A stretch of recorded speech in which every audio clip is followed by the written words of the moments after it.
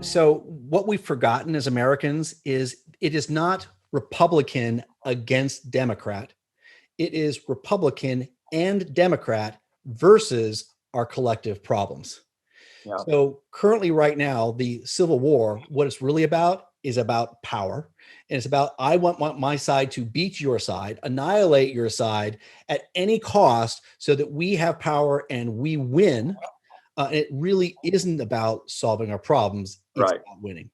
Right. The media, as you are accurately mentioning, is absolutely horrible. Horrible. I stopped watching the news. I think it was in January or February this year, and I cannot tell you how much better I feel.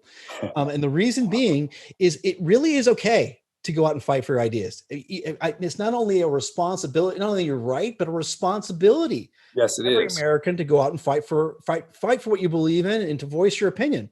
Here's the distinction that I would plead, though, because you do have the First Amendment right to violate my request. I really think it's okay for you to go out and fight ideas, but we got to stop fighting each other. So Yeah. it's not okay in my book. This is just me. I have no more authority than my opinion will follow. I don't think it's okay to attack other Americans. And every single time that we label, slander, vilify, objectify another American, there is really only one winner. And that winner are our enemies.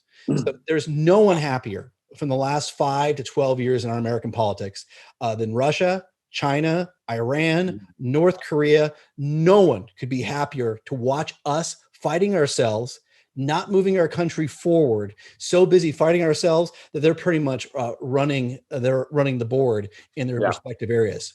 So when you attack another American, literally, not figuratively, our enemies are the ones who gain. They could be not happier to see us attacking one another.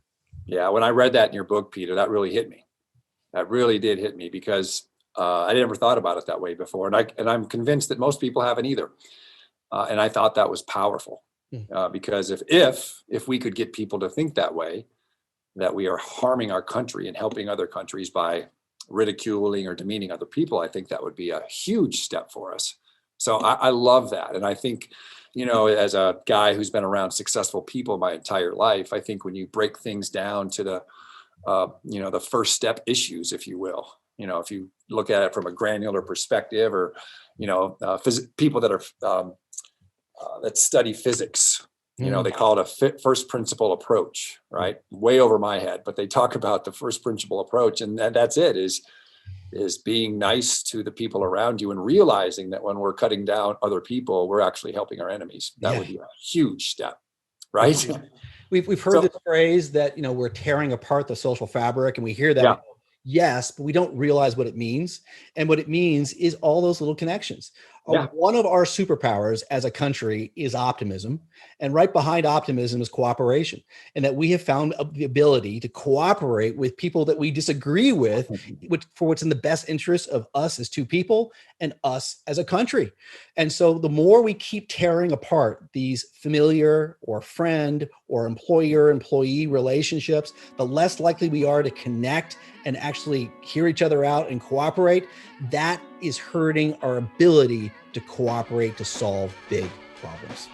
If you are more committed to national unity than partisanship, please check out my book, The Second Civil War, A Citizen's Guide to Healing Our Fractured Nation. My book will challenge you to improve your relationships with friends and family. Click the link in the description below.